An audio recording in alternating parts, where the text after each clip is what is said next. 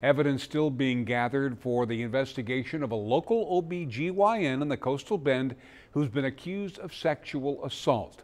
A continuance was granted today in the trial of Dr. Juan Villarreal. Villarreal was arrested in December of last year and indicted on 3 felony charges of sexual assault. He also had his medical license temporarily suspended. Attorneys filed a motion for continuance, saying they're still gathering evidence and finding other potential victims. Both the state and Villarreal's attorney agreed on the motion, and his trial is expected to begin in 60 days.